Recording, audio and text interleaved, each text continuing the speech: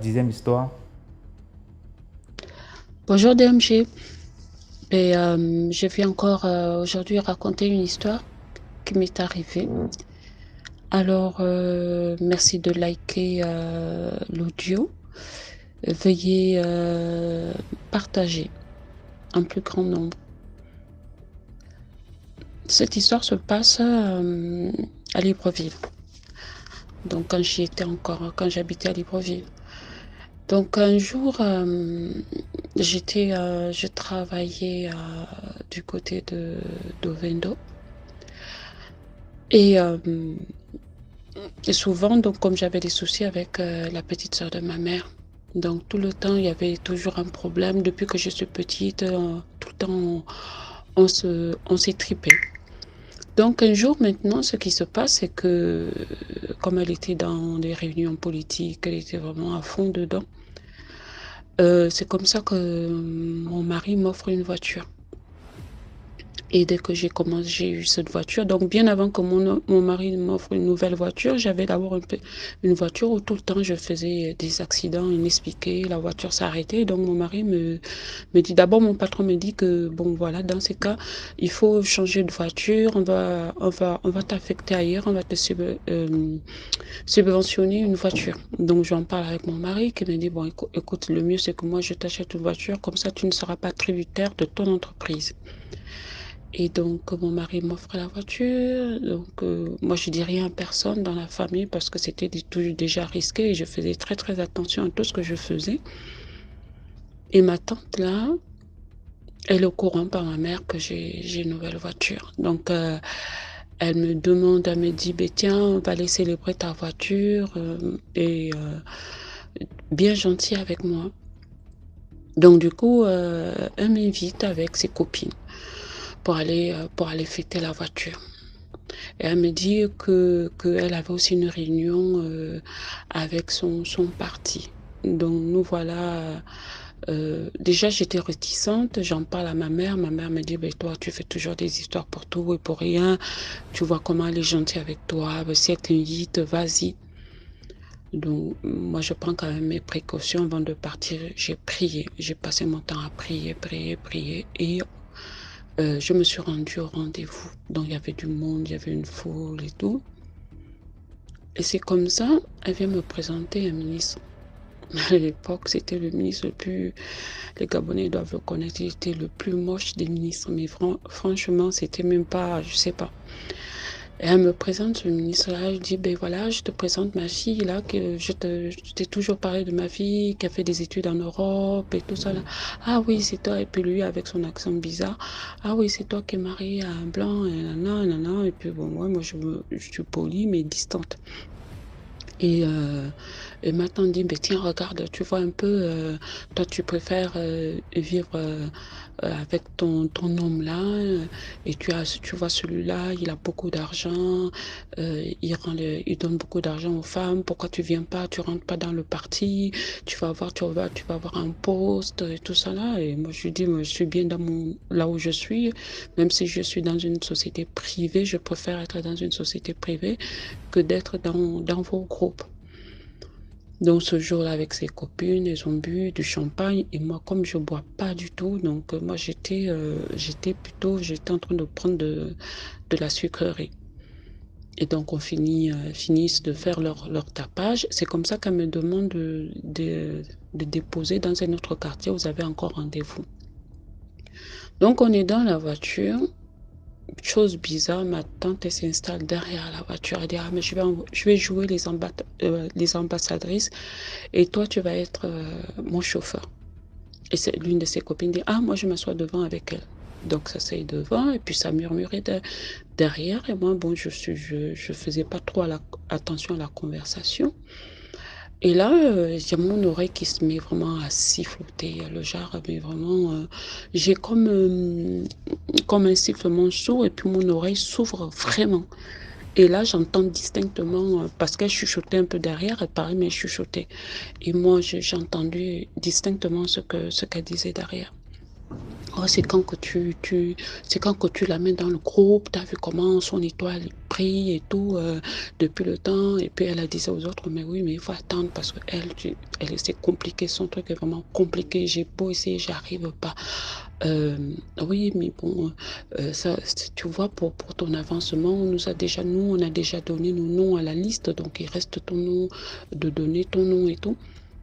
Et puis ça parlait comme ça, et puis bon, moi je les dépose, puis je suis pas bien, je suis pas vraiment en forme, et donc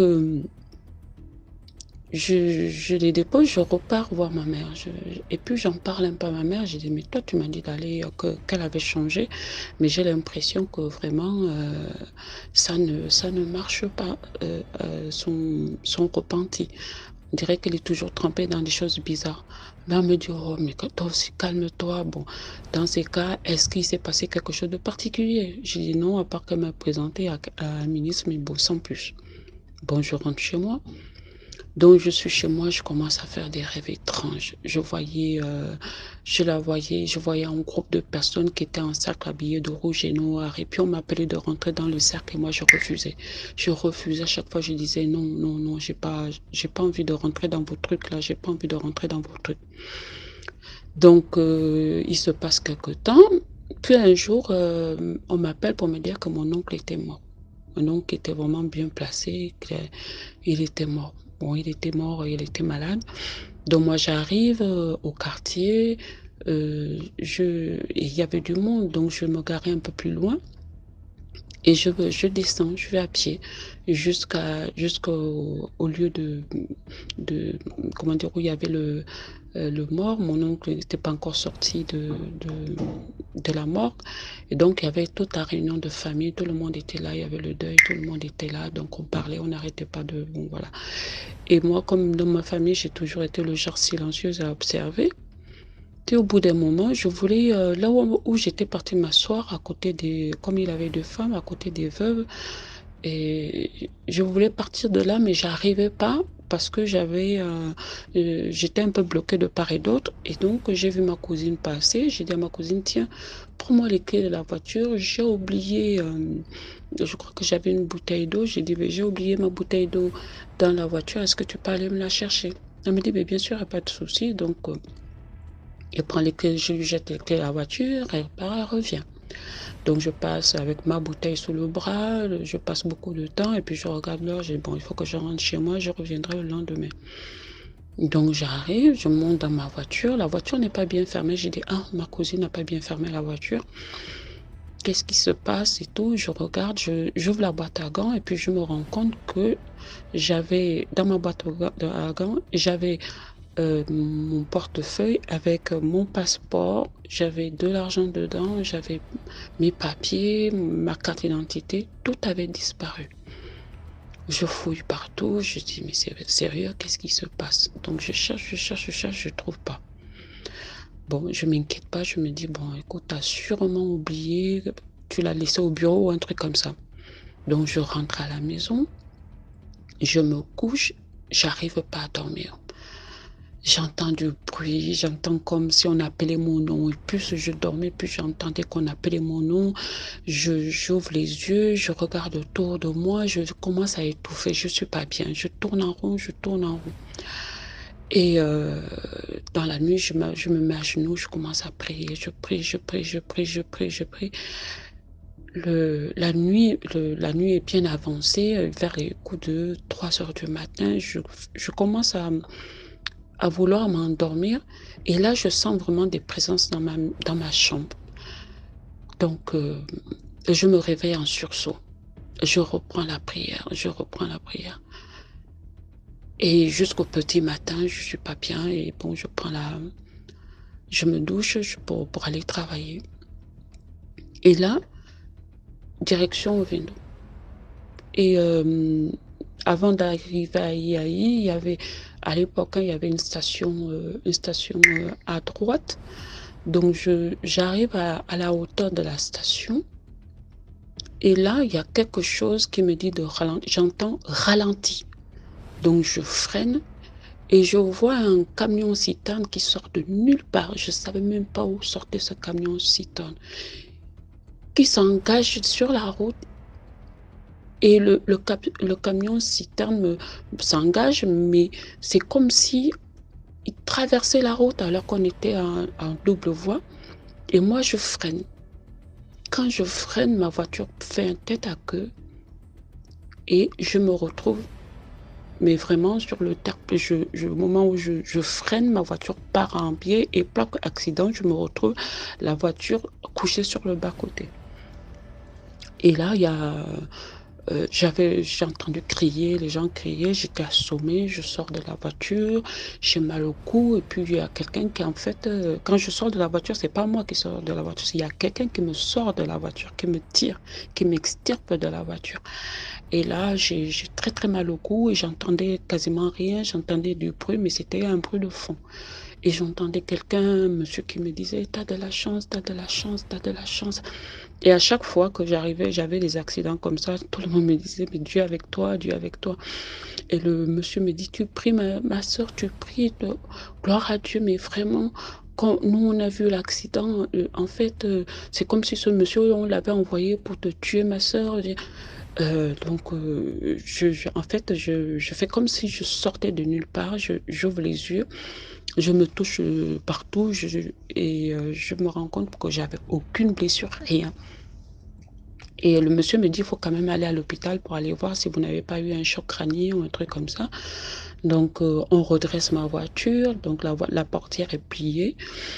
On pousse la voiture sur le bas-côté. On me demande si je peux appeler quelqu'un pour venir me chercher. Je dis non, c'est bon, je vais continuer jusqu'au travail. Et sur place, je vais voir avec les mécanos de mon entreprise. Donc, je reprends ma voiture, j'arrive sur place. Et là, il y a la ménagère de l'entreprise qui me voit arriver. Complètement, elle me regarde paniquée, elle me dit qu'est-ce qu'il y a? J'arrive au bureau, je m'assois, je tremblais tellement, j'ai pleuré. Elle me dit qu'est-ce qui se passe? Et là, je lui raconte tout ce qui se passe. Et là, elle me dit, madame, il faut venir avec moi. Je dis quoi? Elle dit, j'ai un frère qui consulte, il faut venir avec moi. Donc, j'ai appelé quelqu'un de l'entreprise pour nous accompagner. Donc, on est allé chez ce monsieur.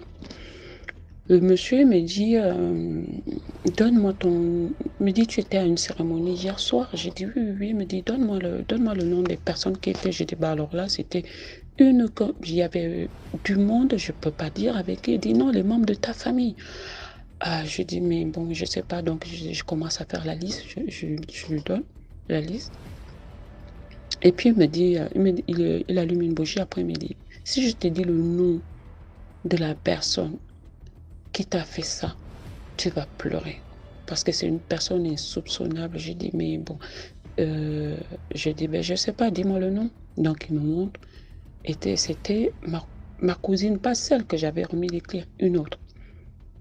Mais c'était vraiment ma cousine, mais vraiment, je la prenais comme ma petite soeur. Elle me dit, mais tu es loin. En fait, l'histoire ne s'arrête pas là. C'est qu'on a pris tes papiers et on est allé donner à la Rose-Croix.